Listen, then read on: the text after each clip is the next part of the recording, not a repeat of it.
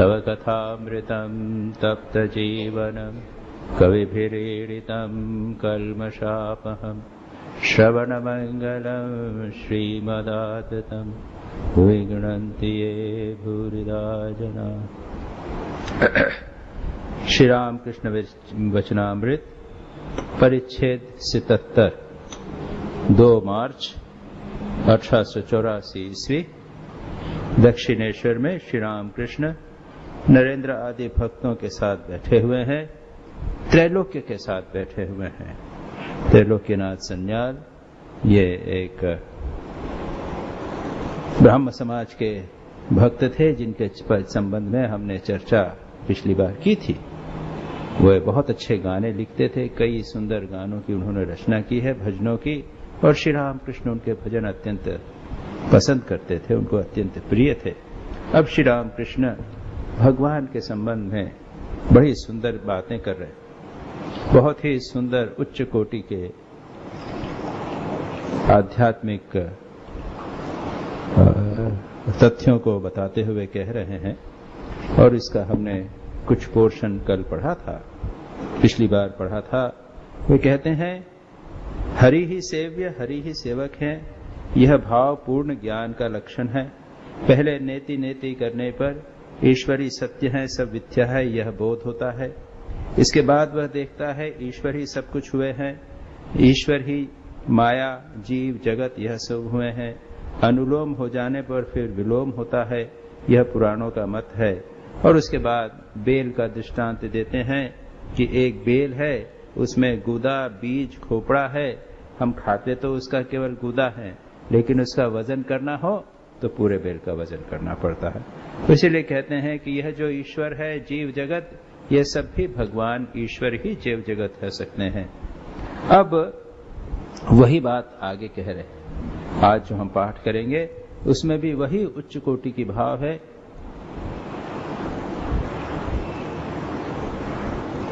और उसके साथ ही साथ श्री रामकृष्ण अपने अनुभूतियों की चर्चा करेंगे। आश्चर्य की बात तो यह है कि जो बातें शास्त्रों में केवल लिखी गई हैं, सर्वम खल्विदम ब्रह्म, ये जो कुछ है सब ब्रह्म ही है, श्री रामकृष्ण ने इसको साक्षात अनुभव किया।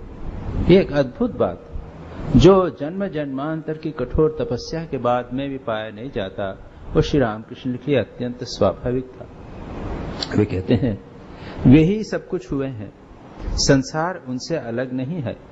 गुरु के पास वेद पढ़कर श्री रामचंद्र को वैराग्य हो गया। उन्होंने कहा संसार अगर स्वप्नवत है तो इसका त्याग करना ही उचित है। ये एक भाव, ये संसार स्वप्नवत है, ये संसार मिथ्या है, संसार में हम फंस जाते हैं, ये भगवान से हमें दूर कर देता है, ये कामिनी कांचन का आकर्षण हमें दूर कर देता है। ये भाव वैराग्य, इस वैराग्य का भाव का होना परम आवश्यक है। भगवान राम को ये हुआ, तब दशरथ डरे।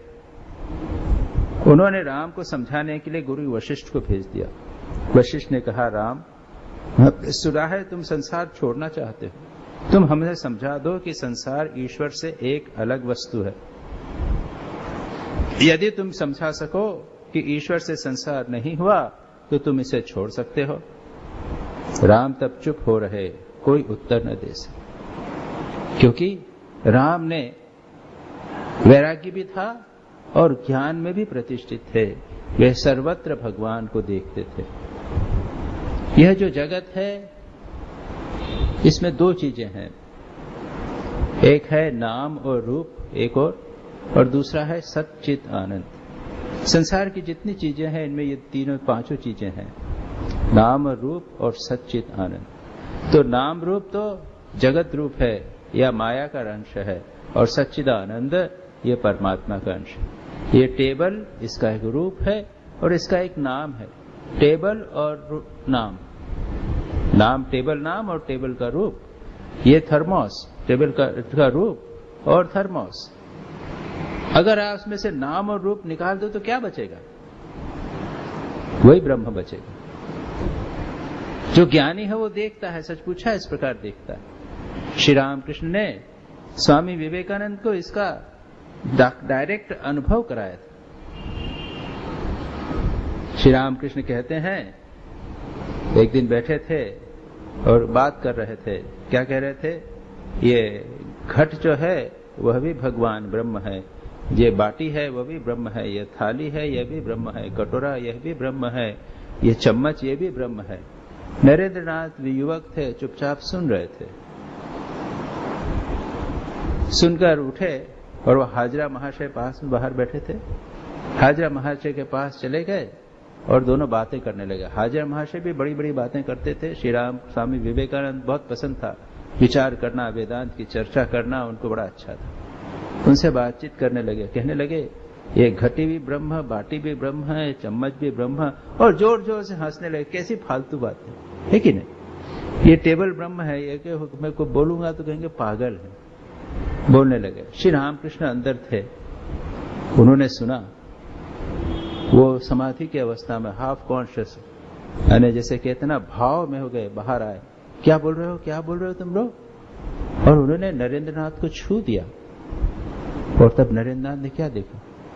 जो बोला था वही देखा। वो घटी भी ब्रह्म, बाटी भी ब्रह्म, चम्मच भी ब्रह्म, टेबल भी ब्रह्म, मकान ब्रह्म, सब कुछ ब्रह्म दिख रहा है। श्री रामकृष्ण कहते थे मैं ऐसे देखता हूं जैसे सब कुछ मोम का बना हुआ।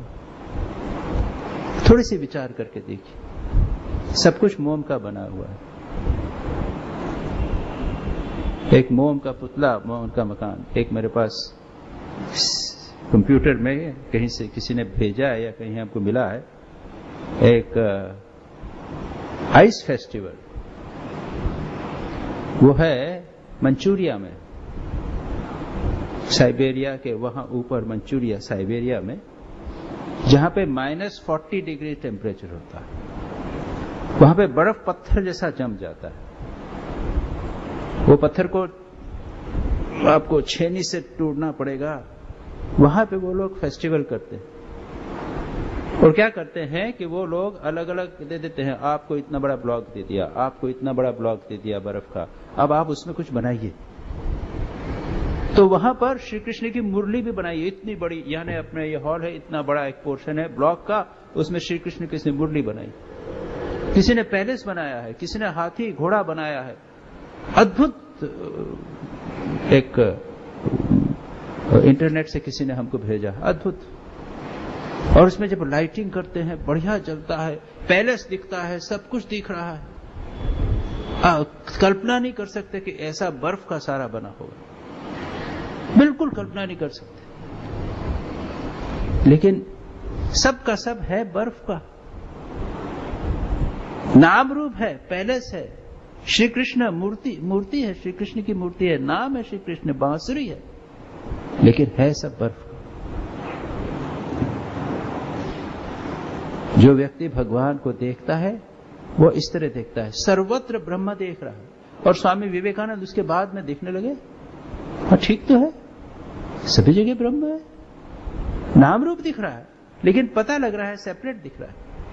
जब तक हमें ब्रह्म नहीं दिखता, पीछे सच्चिदानंद नहीं दिखता, तब तक हमें मिथ्या बोलना पड़ेगा। ये जगत मिथ्या है, जो आपको दिख रहा है वह जगत निश्चित रूप से मिथ्या है। यह सत्य हो ही नहीं सकता। स्वामी विवेकानंद ने एक बार एक कविता लिखी थी मिस मेरी हेल को। आप लोग जिन्होंने स्वामी विवेकानंद का साहित्य पढ़ा है वो जानते होंगे। अमेरिका में स्वामी विवेकानंद एक हेल फैमिली के साथ रहते थे। उनका घर था वो एक प्रकार से अमेरिका में, शिकागो में था। और जब भी कभी जाते थे अमेरिका में तो उनके घर में जरूर 4-5 दिन रहते थे।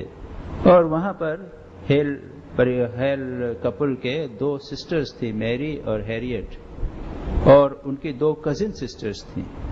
तो चारों बहनें स्वामी जी की बहनें जैसी हो गई थी। और हेल जो मैरी थी उसको स्वामी जी ने बहुत सारे सुंदर, अत्यंत सुंदर पत्र लिखे। One of the finest letters he has written. और उसने एक बार, स्वामी जी ने एक बार एक कविता लिखी और उसके साथ ही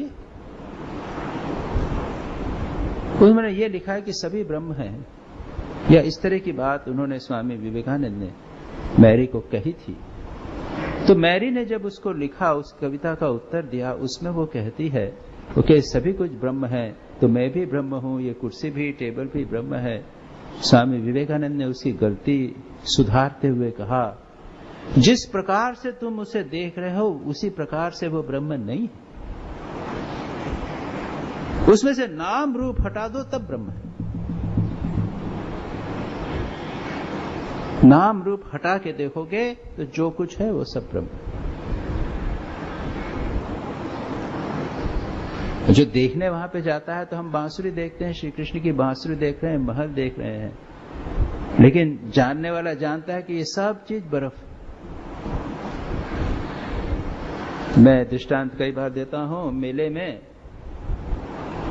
जाते हैं बच्चे, घर में 3-4 बच्चे हैं और पिताजी वो एक चीनी का खिलौने आते हैं ना, यहाँ देखें कभी चीनी के खिलौने बनते हैं, वो घोड़ा होता है, ऊंट होता है, हाथी होता है। तो एक बोलता है कि मेरे लिए हाथी लाना, दूसरा बोलता है मेरे लिए घोड़ा लाना। वो हाथी घोड़े उनके लिए तो हाथी घोड़े, पिताजी जानते हैं कि ये तो चीनी है, उसको वेट करके देगा, कितना देगा, 1 पीस का कितना है, उस तरह का देगा। तो ये बहुत महत्वपूर्ण बात है, नाम रूप हटाकर ये जगत ब्रह्म है। लेकिन उसके पहले यह भी जानना चाहिए कि यह जगत मिथ्या है। ये श्री राम कृष्ण बार बार कहते हैं, अनुलोम और विलोम। ये जगत में से गूदा लेना है, जब बेल को खाना है तो गूदा और छिलका और बीज तो निकालना पड़ेगा, तब बेल खाएंगे। लेकिन वजन करना है तब उसको फिर मुड़ा। तो अनुलोम और विलोम, निगेशन एंड एक्सेप्शन, ये दोनों आवश्यक हैं। तो भगवान राम जब उनको वैराग्य हुआ तब ये निश्चित हो गया था कि जगत मिथ्या है, लेकिन जब विचार किया तो नहीं, नाम रूप निकाल देने के बाद तो जगत सत्य है ही, ये जगत और ब्रह्म एक।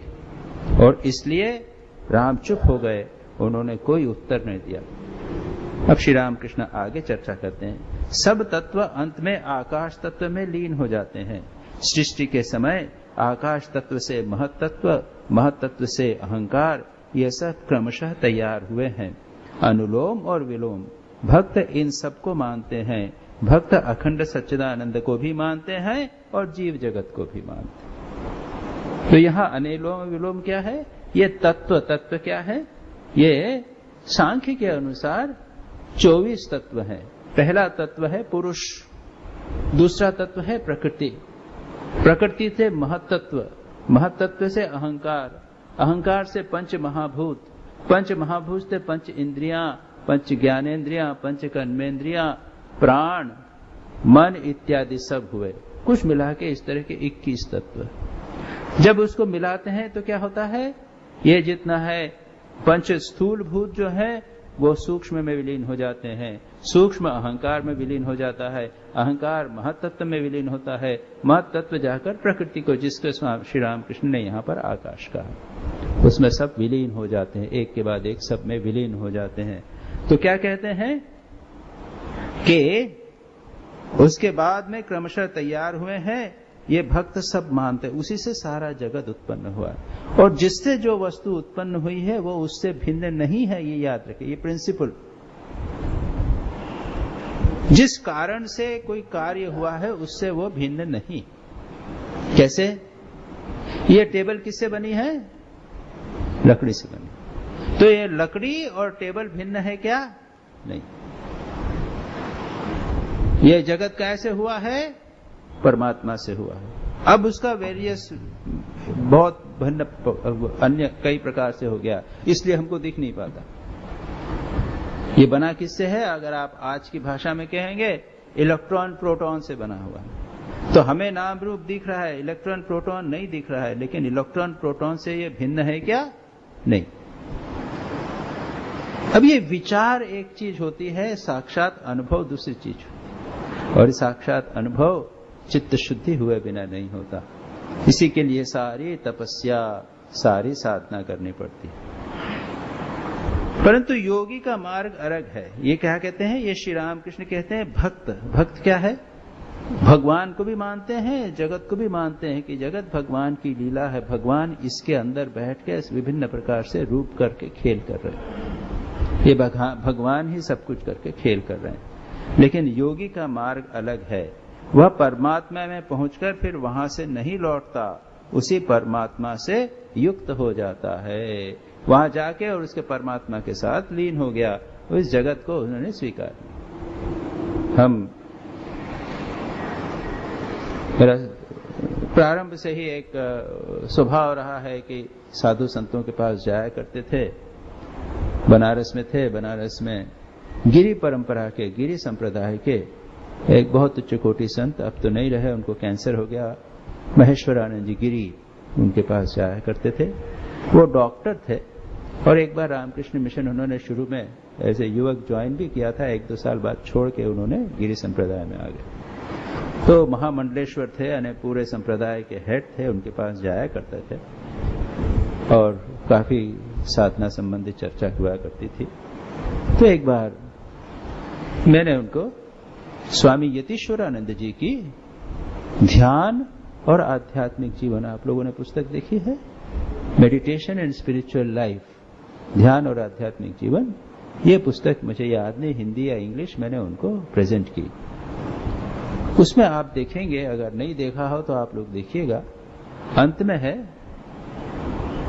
स्पिरिचुअल अनफोल्डमेंट, आध्यात्मिक विकास का क्रम, स्टेजेस ऑफ स्पिरिचुअल अनफोल्डमेंट, कैसे हमारे आध्यात्मिक विकास होता है। तो उसमें कहते हैं कि हम क्या करते हैं, सबसे पहले एक किसी महापुरुष के प्रति आकृष्ट होते हैं, देवी महापुरुष के प्रति, राम के प्रति, कृष्ण के प्रति, विष्णु के प्रति, शिव के प्रति, राम कृष्ण काली के प्रति हम आकृष्ट हुए। हम ज्यादा तो नहीं समझते हैं, ज्यादा आगे बढ़ते हैं तो जिसके अंदर हम और अधिक देवी प्रकाश देखने लग जाते हैं, देखते हैं अरे इनमें तो कितनी महानता है इत्यादि। फिर आगे बढ़ते हैं तो हमको लगता है कि ये जो महापुरुष हैं जिनकी हम उपासना कर रहे हैं, ये एक सच्चिदानंद के ही अंश हैं और हम भी सच्चिदानंद के अंश हैं, लेकिन हम क्षीण हैं, छोटे हैं और वो बहुत बड़े हैं। फिर धीरे धीरे आगे कर जाते हैं तो लगता है कि जो जिसकी हम उपासना कर रहे हैं वे स्वयं सच्चिदानंद सर्वव्यापी भगवान परमात्मा है, हम क्षुद्र हैं, छोटे से हैं। धीरे धीरे आगे जाने लग जाते हैं, लेकिन हमें लगता है कि हम अधिक सत्य हैं और परमात्मा कम सत्य। जब आगे बढ़ते हैं तो लगता है कि नहीं, परमात्मा भी अधिक सत्य है, और धीरे धीरे उसके बाद में परमात्मा बहुत अधिक सत्य हो जाता है, हमारी सत्ता उसमें लीन हो जाती है, परमात्मा के साथ एक हो जाती है, एक परमात्मा सत्ता ही रहती है। तो इसको अद्वैत वेदांत की दृष्टि से ये जीव जो है वो परमात्मा में लीन हो गया, भक्ति की दृष्टि से भी भक्त जो है भगवान में लीन हो गया।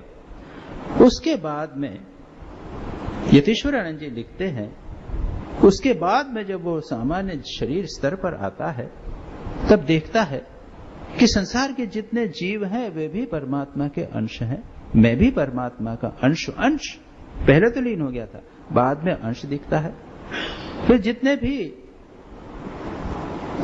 देवी देवता हैं वो भी परमात्मा के अंश हैं, लेकिन मेरा देवता मेरे सबसे विशेष है इत्यादि। मैंने जब वो चार्ट महेशानंद जी गिरी को बताया तो उन्होंने कहा कि हम ये परमात्मा, जीवात्मा परमात्मा में विलीन हो जाता है, इसको तो हम मानते हैं, लेकिन इसके बाद में जो आपने यहाँ पे लिखा है कि वही परमात्मा सर्वत्र दिखाई देता है, भिन्न दिखाई देता है, भिन्नता उसको हम नहीं मानते। यही बात यहाँ कहते हैं, योगी परमात्मा पे पहुंचकर वहां से फिर नहीं लौटता, भक्त परमात्मा से पहुंचकर फिर जगत में आकर जगत में सर्वत्र परमात्मा को देखता है। और श्री रामकृष्ण इसको कहते थे विज्ञानी की स्थिति। श्री रामकृष्ण यही बात स्वामी विवेकानंद को कहते थे कि अरे अपने आप को परमात्मा में लीन करने से भी एक ऊपर स्थिति है, जब आप नीचे आके सर्वत्र परमात्मा को देखो। और स्वामी विवेकानंद ने इसको किया, उसमें प्रतिष्ठित होकर उन्होंने सारा काम किया। सर्वत्र स्वामी विवेकानंद भगवान को देखते थे, सभी प्राणियों में भगवान को देखते थे। स्वामी विवेकानंद का जो सेवा कार्य है उसको आप कम नहीं समझिए। ये सेवा कार्य नहीं है। स्वामी विवेकानंद ने कभी मनुष्य को मनुष्य नहीं समझा, कभी मनुष्य को मनुष्य नहीं देखा। स्वामी विवेकानंद ने सभी को भगवान देखा और उस भाव से प्रेरित होकर उन्होंने सेवा कार्य। तो श्री रामकृष्ण ये बात बताते हैं। अब और हम लोगों की अवस्था इत्यादि बताते हैं। थोड़े के भीतर जो ईश्वर को देखता है उसे खंड ज्ञानी कहते हैं। वह सोचता है उसके परे और उनकी सत्ता नहीं। राम वही भगवान, कृष्ण में भगवान नहीं, या काली वही भगवान, बाकी दूसरे भगवान नहीं। जीसस क्राइस्ट केवल वही सेवियर हैं, बाकी दूसरे नहीं। ये खंड ज्ञानी, सीमित, लिमिटेड, वो कहता है और उसके परे उसकी सत्ता नहीं है। भगवान इतने ही है बस, और नहीं है, सीमित। श्री रामकृष्ण आगे कहते हैं भक्त तीन प्रकार के, तीन श्रेणी के होते हैं, अधम, मध्यम और उत्तम। अधम भक्त कहता है वे हैं ईश्वर, और ऐसा कहकर आकाश की ओर उंगली उठा देता। भगवान कहाँ है? वैकुंठ में, कैलाश में है ना भगवान। वहां पे हमारी धारणा क्या है? भगवान वहां पे। या फिर कहते हैं भगवान मंदिर में है, या फिर कहते हैं भगवान कहाँ है? बद्री केदार में, चलो दर्शन करने जाए।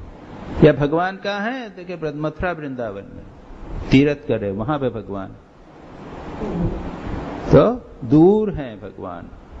तो अधम भक्त कहता है भगवान आकाश में है, दूर है। मध्यम भक्त कहता है वे हृदय में अंतर्यामी के रूप में विराजमान, मेरे भीतर ही है। बाहर क्या तो मोह को ढूंढे कहां तो बंधुए, मैं तो तेरे पास। क्या देवल में, क्या मस्जिद में, मेरी भेंट विश्वास। जहां तुम देखते हो काबा में क्या, काशी में क्या, खोजोगे तो अभी मिलूंगा पल भर की तलाश में। तुम तो मेरे हृदय में बैठा हो, मैं तो यहां बैठा हूं। स्वामी विवेकानंद की एक बहुत अच्छी कविता है, इंग्लिश, ब्यूटीफुल पोएम। उसमें वो कहते हैं कि मैंने पहाड़ों में, कंदराओं में, नदी नालों, सर्वत्र नदियों के किनारे सब जगह भगवान को ढूंढा। घूमता रहा, कहीं भगवान नहीं मिले। अचानक मुझे आवाज आई, मैं तो यहाँ हूँ। कहाँ हो प्रभु, कहाँ हो? देखा, अरे वो तो हमेशा मेरे पास थे, मैं तो तुम्हारे हृदय में था, तुम सर्वत्र मुझे ढूंढ रहे थे, सर्वत्र मुझे ढूंढ रहे थे। बड़ा सुंदर पोएम है। उन्होंने जॉन हेनरी राइट के पुत्र के लिए लिखा था, उसका नाम ऑस्टिन था। उसके लिए उन्होंने बड़ी सुंदर पोएम लिखी है। वो एक लेटर के अंदर है, लेटर में as a poem, beautiful poem. कहाँ हो? मैं तो तुम्हारे पास में ही हूँ। भगवान सदा हमारे पास में रहते हैं, हम चारों तरफ घूमते हैं। सुना है मैंने, एक मजेदार कहानी भी है कि हिरण्यकश्यपु जब भगवान को मारने के लिए गया, भगवान के पास उसने वर पाप लिया कि मैं अमर हो गया हूँ, नहीं मरूंगा कहीं भी। वो जैसा भी ब्रह्मा जी ने वर दिया, फिर सब ढूंढा, सारी दुनिया में, सब जगह, तीनों लोकों में विष्णु को ढूंढा, विष्णु मिले नहीं। कहाँ थे? और वो उसके हृदय में बैठ गए थे। वो कहाँ ढूंढेगा, कैसे ढूंढे? तो मैं तो तेरे पास में। श्री रामकृष्ण कहते हैं दूसरा भक्त जो होता है, अधम भक्त है, बाहर ढूंढता है भगवान को। दूसरा भक्त देखता है हृदय में अंतर्यामी के रूप में विराजमान, अंतर्यामी हो गए हैं। उत्तम भक्त कहता है कि वे यह सब हुए हैं, मैं जो कुछ देख रहा हूं सब उन्हीं के एक एक रूप हैं। जो कुछ देख रहा हूं सब उन्हीं के रूप हैं। फिर श्री रामकृष्ण वही बात कहते हैं जो नरेंद्र ने कही थी। नरेंद्र पहले मजाक करके कहता था अगर वे ही सब कुछ हुए हैं तो ईश्वर लोटा भी है और थाली भी है, समझते हैं वही बात। पहले नरेंद्र नाथ जो आगे चल के स्वामी विवेकानंद हुए, वो मजाक उड़ाया करता था कि ईश्वर तो लोटा भी है और बर्तन भी है, थाली भी हुआ। हाँ, ठीक बात है, ईश्वर थाली और लोटा भी है। आगे चलिए देखेंगे। अभी तो कहाँ ढूंढ रहे हैं, अभी हम मूर्ति में ही ढूंढ रहे हैं ईश्वर, लेकिन ईश्वर सर्वत्र विद्यमान। अत्यंत सुंदर उच्च कोटि का दर्शन। परंतु उनके दर्शन होने पर सब संशय दूर हो जाते हैं। सुनना एक बात है, देखना दूसरी बात। सुनने से सोलोआना विश्वास नहीं होता, साक्षात आकार हो जाने पर फिर विश्वास में कुछ बाकी नहीं रह जाता। सुनना एक बात है, हम लोग सब सुन रहे हैं, लेकिन साक्षात्कार, डायरेक्ट एक्सपीरियंस करना होने पर फिर अविश्वास नहीं। एक बार नरेंद्र नाथ को स्वामी श्री रामकृष्ण ने छू दिया, उसके बाद में उन्होंने घटी बाटी के बारे में शंका नहीं की। अरे डायरेक्ट देख रहा हूं, अब मैं कैसे कहूं? चाहे कितनी भी बकवास करिए, बात कीजिए, संशय उठाइए, एक बार हो गया तो मनुष्य चुप हो जाता है, फिर क्या बोलेंगे? मैं तो देख रहा हूं, डायरेक्ट देख रहा हूं, अब इसमें विचार क्या करना कि है कि नहीं है? भगवान है, सर्वत्र है, लेकिन सुनना एक बार है, बाकी देखने पे सारी समस्या दूर हो जाती है। इसीलिए श्री रामकृष्ण कहते हैं, बातचीत अब श्री रामकृष्ण वचनामृत पढ़िए, ज्यादा विचार नहीं। श्री रामकृष्ण समझाते हैं, दृष्टांत के माध्यम से समझाते हैं, लेकिन बार बार कहते हैं, अरे बोलने से क्या होगा? ये ईश्वर है कि नहीं, इसके ऊपर आज से 1000 साल, 2000, 5000 साल पहले प्रश्न उठा था और अभी 10,000 साल तक प्रश्न उठते रहेंगे, ईश्वर है कि नहीं। बौद्धिक दृष्टि पर ये विचार चलते ही रहेंगे, लेकिन जिसने देख लिया वो कहता है कि मुझे क्या करना है, मैं तो देख रहा हूं डायरेक्ट, और उसमें आप बोलो कि है कि नहीं है, क्या प्रश्न कहां उठता है? That is the thing. ईश्वर दर्शन करने पर कर्मों का त्याग हो जाता है।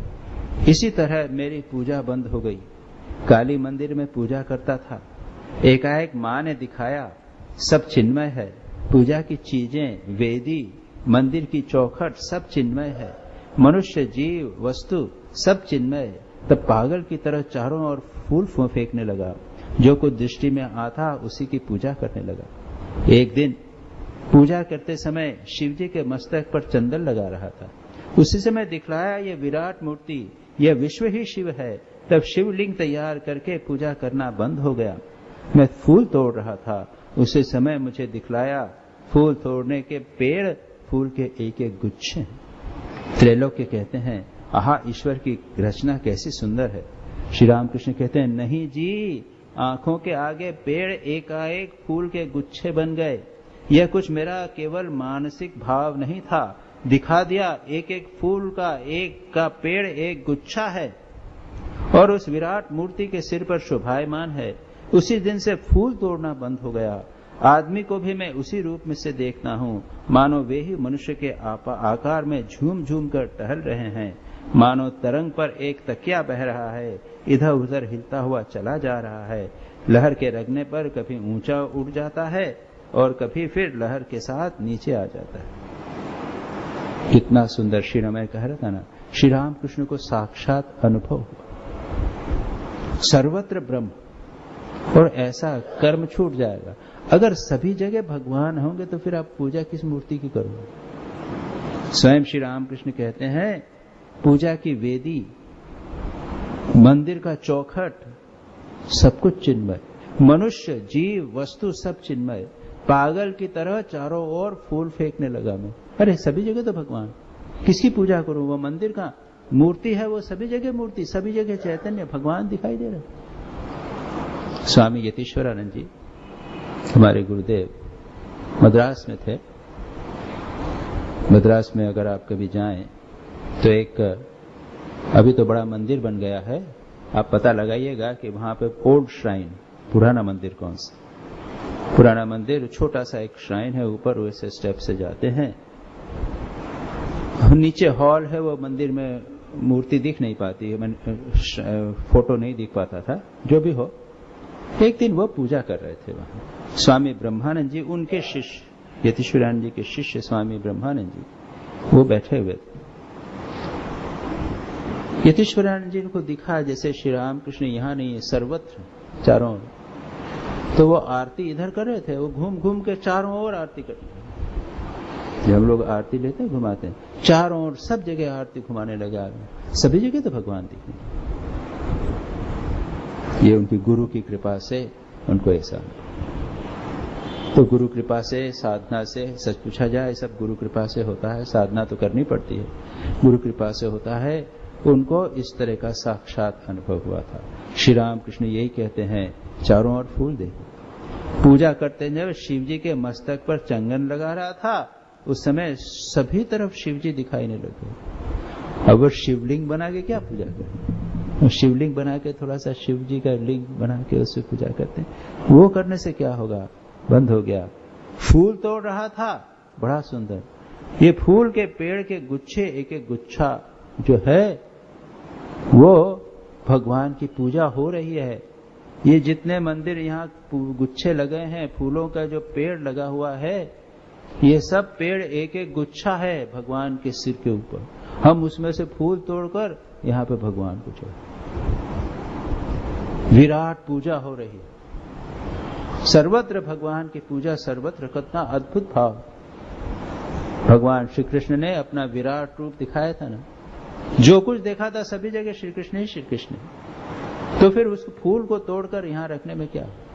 और मैं जानता हूं ऐसे कुछ सन्यासी हैं, उनका ये भाव है, भले दर्शन न हो लेकिन ये भाव है कि ये जितने भी पुष्प इत्यादि, पेड़ इत्यादि हैं, ये सब के सब पुष्प है, भगवान की विराट पूजा हो रही है। वो फूल नहीं तोड़ते, फूल तोड़कर मंदिर में नहीं चढ़ाते। वो कहते अरे पूजा तो हो ही रही है, इसमें से क्या तोड़ेंगे? ये बड़े बड़े गुच्छे हैं, ये भगवान को, प्रकृति जो है वो भगवान को फूल अर्पण कर रही है, और हम अपनी छोटी सी क्षुद्र पूजा के लिए उसको तोड़ के यहाँ पे लाए। एक विराट पूजा चल रही है। एक में कभी कभी मेरी माता जी बचपन में गाया करती थी भजन, गगनो ना घूमट बांधिया। कल अब याद रहेगा तो मैं बताऊंगा आपको। अब यहाँ मिलेगा कि नहीं मुझे पता नहीं, कहाँ मिलेगा। वो आश्रम भजनावली एक करके है ना, आश्रम भजनावली में, आश्रम भजनावली गांधी इसका है, गांधी सर्वोदय का जो स्टॉल है सेक्टर 19 में, वहां पे 16 में है वो। तो उसमें गगनो ना घूमट बांधिया, पाथरनी पृथ्वी बांधी। ये जो भगवान का मंदिर क्या है, ये गगन जो है ये भगवान का डोम, और ये पृथ्वी है वो भीतर का, जहां पर वो मंदिर के अंदर जो चौक है वो, और ये तारे और चंद्रमा जो हैं ये वो उनके द्वारा तारे चंद्र उसकी आरती कर रहे हैं। और मैं क्या कर रहा हूं? वो कहता है कि मैं छोटे से मैं पानी, ये सूर्य और चंद्र जो है वो आरती हो रही है, नदियां आपका अभिषेक कर रही हैं, और मैं क्या रहा हूं? थोड़ा सा पानी लेकर आपका अभिषेक करता हूं, मैं थोड़ा सा फूल आपके सिर में चढ़ा रहा हूं। मैंने अपने आप को सीमित करने का प्रयत्न किया है। सर्वत्र प्रभु तुम्हारा आपकी पूजा हो रही है। कितना सुंदर, अद्भुत भाव। खोबा मां पानी भरी और मेरी टूकी छो नजरों मारी। मेरी आंखें जो है सीमित है, मैं ज्यादा नहीं देख सकता। मैंने छोटी सी मूर्ति बनाई है, उसके ऊपर पानी दे रहा हूँ, फूल दे रहा हूँ, जबकि आपकी तो विराट पूजा चंद्र और तारों के द्वारा आरती हो रही है। सूर्य और चंद्र जो है आपकी आरती हो रही है। मैंने एक पंच प्रदीप बना के आपकी आरती कर रहा हूं।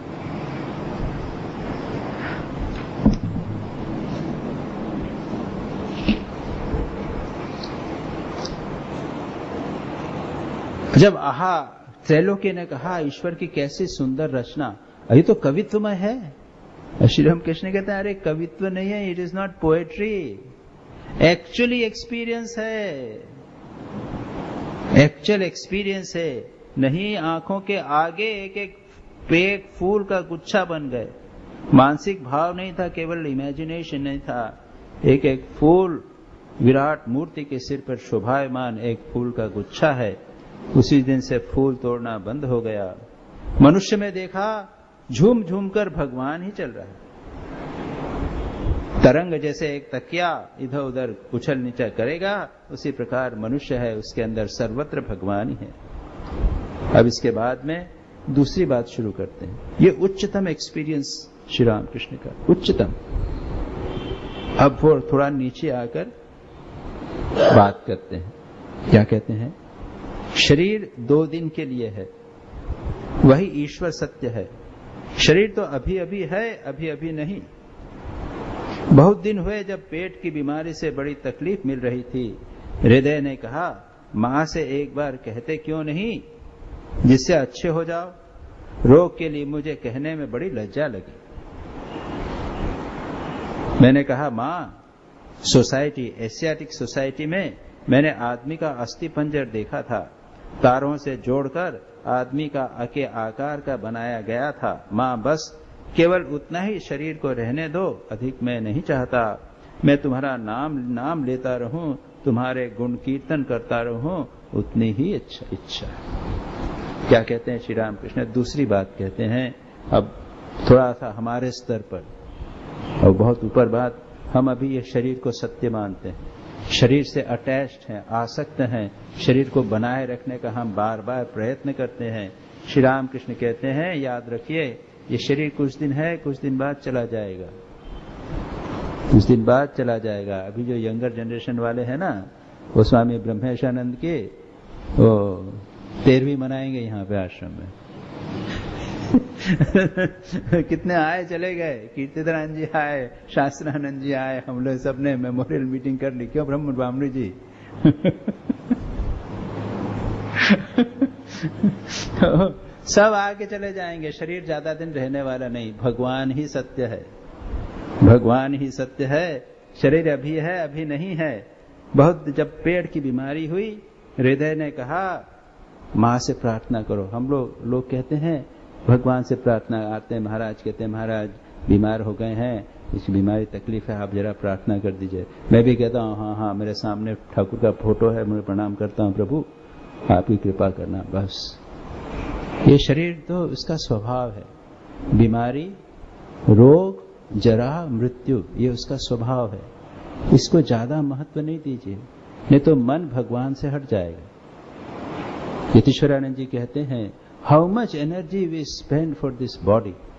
खाने पीने, कपड़े, रहने, सुविधा के लिए कितना टाइम, कितनी शक्ति हम व्यर्थ करवाएं। देखेंगे आप, जितने संत हो गए हैं, निर्विवाद रूप से एक भी एक्सेप्शन नहीं है, उन्होंने सारे शरीर की उपेक्षा की। यहां तक कि वे अकाल मृत्यु हो गई 50 वर्ष की उम्र में, 35 वर्ष की उम्र में, 40 वर्ष की उम्र में, अधिक जिए नहीं। शरीर को कभी उन्होंने संजो कर नहीं रखा। बहुत बड़ा बाधा लगता है शरीर। जितने महापुरुष हैं सबके सब कहते हैं, इस शरीर के कारण तो हम कुछ नहीं, ध्यान नहीं कर पाते, नींद आ जाती है।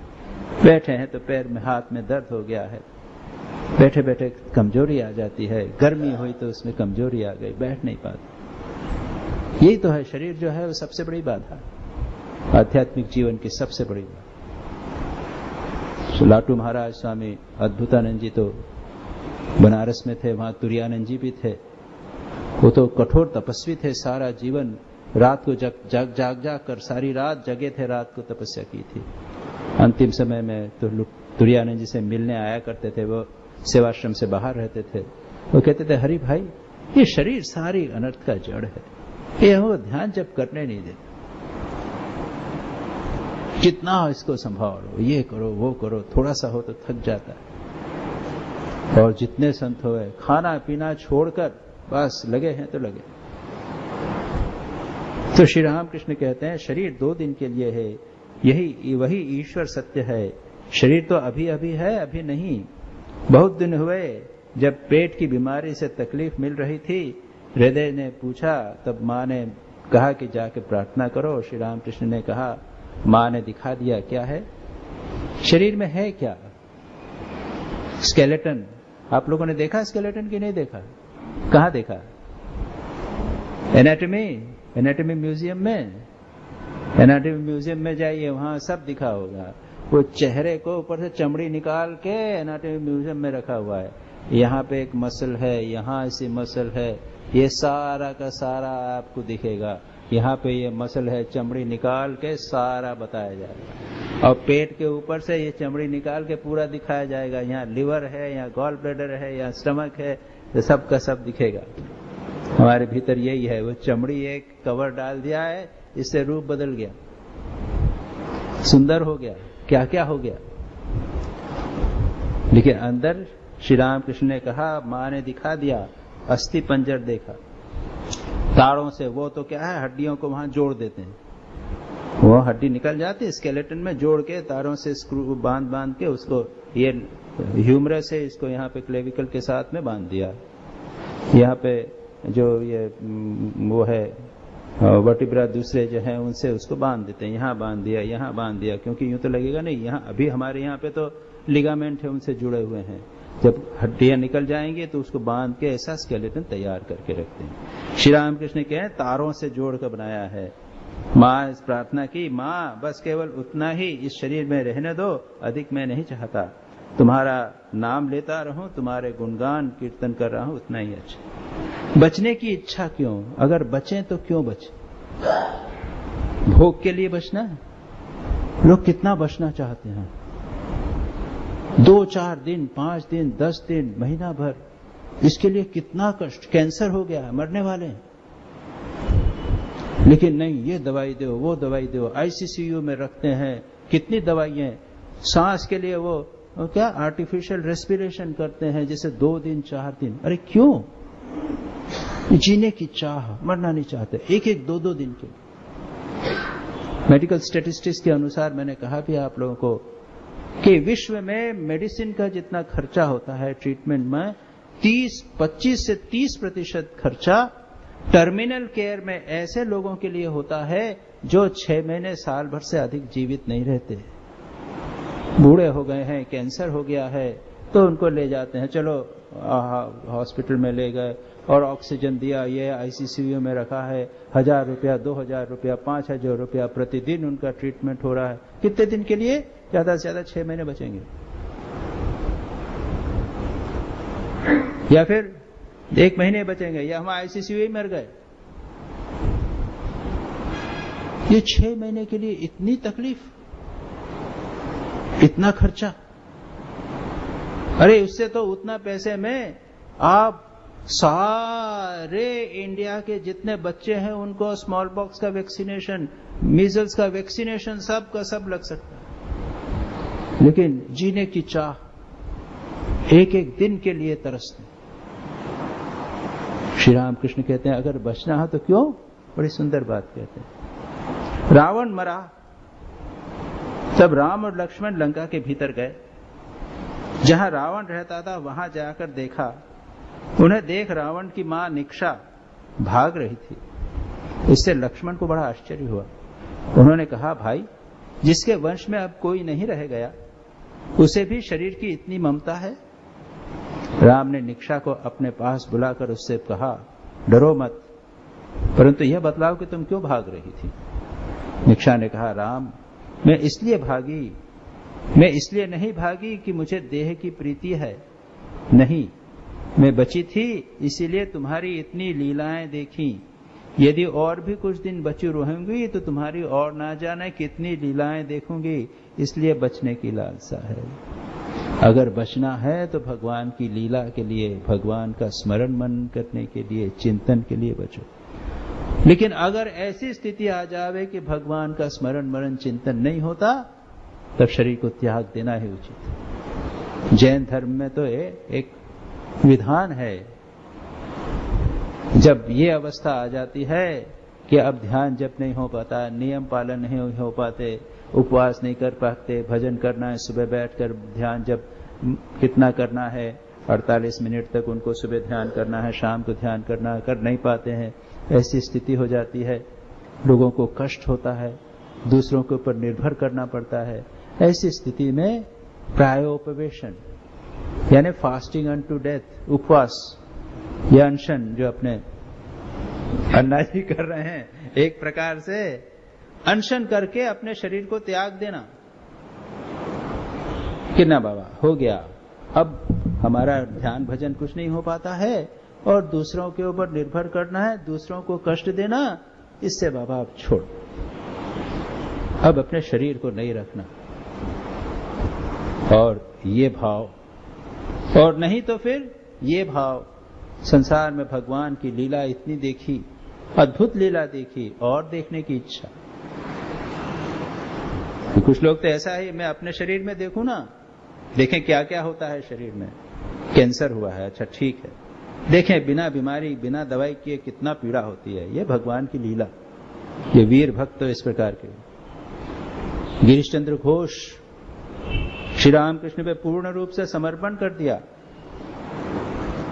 अब देख रहे हैं क्या हो रहा है, मेरी कुछ कहने की जाए, श्री रामकृष्ण जो कर रहे हैं वैसा करें। शरीर में कष्ट हुआ, बीमारी हुई, अपनी पत्नी की मृत्यु हुई, पुत्र की मृत्यु हुई, चुपचाप देख। ये वीर भक्त। अगर ऐसा हो तो ठीक है, बचना हो तो इसलिए भोग के लिए, शरीर की मोह के लिए, इसके लिए बचना ये ठीक नहीं।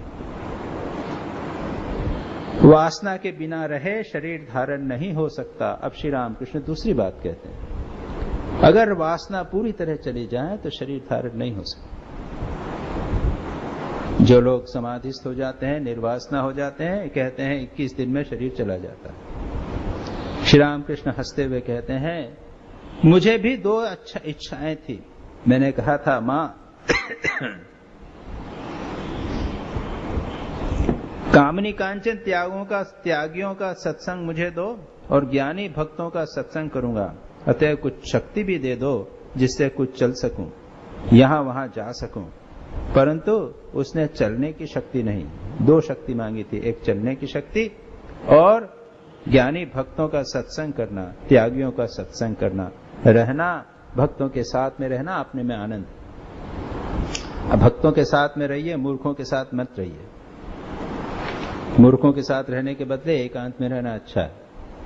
यतीश्वरानंद जी मेडिटेशन स्पिरिचुअल लाइफ में लिखते हैं कि company is not necessary. Company यदि करना है तो होली पीपल, अच्छे लोगों की संग कीजिए, और नहीं तो अकेले रहना ही ठीक है। अपने शास्त्र पढ़िए। त्रैलोक्य हंसते हुए पूछते हैं, साध मिटी, आपकी 2 वासनाएं से मिटी?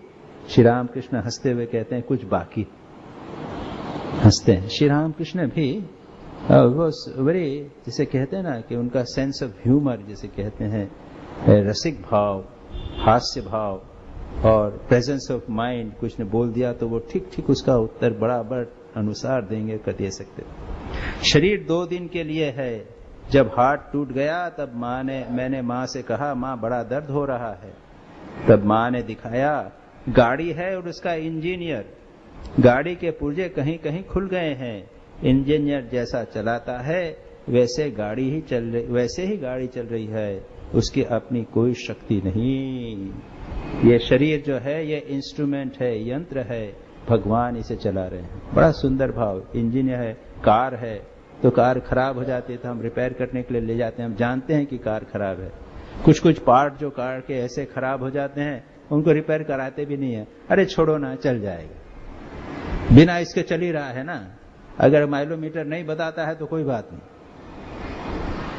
है ना। कई बार होता है, कुछ टूट गया है, कुछ खो गया है, एक वाइपर चल रहा है, दूसरा वाइपर नहीं चल रहा है बाईं तरफ से, अच्छा छोड़ो, कोई जरूरत नहीं है खर्चा करने की, क्या जरूरत। तो हमारे शरीर में भी ये यंत्र है कि छोटा मोटा कुछ हो गया उसको छोड़ो। ये है इंजीनियर, ठाकुर का एक यंत्र है। आमी यंत्र तुम्ही यंत्री, आमी घर तुम्ही घरण, जैसा चलाते हो वैसा मैं चलता हूं। ये भाव रखना चाहिए। और उसके अनुसार श्री रामकृष्ण कहते हैं, इंजीनियर जैसा चलाता है गाड़ी वैसी चलती है, उसकी अपनी कोई शक्ति नहीं है। फिर देह की देखभाल क्यों करता हूं? फिर भी देखभाल करना है। शरीर माध्यम खलु धर्म साधनम, धर्म साधन के लिए यह शरीर पहला यंत्र है। बिना शरीर के साधना भी नहीं होगी। थोड़ा बहुत रखिए इसको, लेकिन पैम्पर नहीं करिए। शरीर को पूरा अधिक पोषण करने वाले में अनर्थ हो जाएगा। ईश्वर के इच्छा है, ईश्वर को लेकर आनंद करो, उनका नाम लो, उनके गान गाऊं, गुण गाऊं, उनके ज्ञानी और भक्तों को देखता फिरूं। इसीलिए शरीर है, शरीर साधना के लिए। शंकराचार्य कहते हैं, शरीर पोषणार्थी सन यो संसार तर्तुम इच्छन्ति, दारुध्या ग्राहम धृत्वा नदी तर्तुम सगच्छति। अगर कोई शरीर का पोषण करे, खिलाए पिलाए, तेल लगाए, ये करे, उसको अच्छा रखना है, ऐसा सब दिन भर करता रहे और समझे कि संसार सागर से पार हो जाऊंगा, वो इसी प्रकार का मूर्ख है जो नदी पार करने के लिए मगर को लकड़ी समझकर उसके ऊपर बैठ रहा है। मगर क्या करेगा? उसको नीचे ले जाके खा जाएगा। ये शरीर का पोषण करेंगे, ये शरीर आपको समाप्त कर देगा, आप कुछ नहीं कर सकोगे। लेकिन इतना रखिए जिससे भगवान का नाम हो सके। जिस दिन भगवान का नाम करने में समर्थ नहीं, ये शरीर ने अगर भगवान का नाम नहीं किया, इसके द्वारा साधना नहीं हुई, तो ये सबसे व्यर्थ चीज। अंत में सूफी एक कहानी कहकर मैं अपनी संगात समाप्त करता हूं। एक सूफी थे, जूल नूल मिश्री या शिबली या जुनैद, वही कहीं जा रहे थे। उन्होंने देखा कि एक कुटिया है, उसके सामने एक आदमी पड़ा हुआ है, उसका पैर कटा हुआ है। तो क्या बात हुई, पैर क्यों कट गया? तो कि मैं इस कुटिया में 10 साल से तपस्या कर रहा था, मैं यहां से एक दिन कोई युवती निकली, स्त्री निकली, मैं उसको देखने के लिए आगे बढ़ा। मेरे मन ने कहा अचानक, अरे खुदा की इबादत करने वाले आज शैतान की इबादत करने लगा है, शैतान के पीछे जा रहा है। मेरे को लगा बात तो ठीक है, तो मैंने वो पैर जो सबसे पहले आगे निकला था उसको मैंने काट डाला। ईसा मसीह कहते हैं कि अगर तेरी दाहिनी आंख तेरा पाप करे तो उसको निकाल दे, अगर दाहिना हाथ तेरा पाप करता है उसको काट दे, ऐसा नहीं को, नहीं तो सारा शरीर तेरा नरक की आग में जलेगा। मैंने काट दिया। तो क्या आप तो बड़े तपस्वी है कि तपस्वी देखना तो ऊपर जाओ। पहाड़ के ऊपर गए, एक आदमी उल्टा लटका हुआ था। तो क्या कर रहे थे? क्यों उल्टे लटके हुए हैं? कि मैं इस शरीर को दंड दे रहा हूं। क्यों? जिससे ये मेरा इबादत में, भगवान के भजन में मेरी सहायता करे। ये मेरी सहायता नहीं कर रहा है, इसलिए मैं इसको दंड दे रहा हूं। या आपने बहुत बड़ा गुनाह किया है? कहते हैं हाँ गुनाह किया। क्या गुनाह? ये संसारी लोगों से मिलना जुलना, उससे ज्यादा सबसे अधिक गुनाह और कुछ नहीं। भक्तों से मिलिए, भगवान का भजन कीजिए, ये शरीर का उद्देश्य है। भोग करना, संसारी लोगों से मिलना, ये शरीर का उद्देश्य। बड़ी सुंदर बातें आज हमने यहाँ पर पढ़ी। अगली चर्चा अगली बार होगी।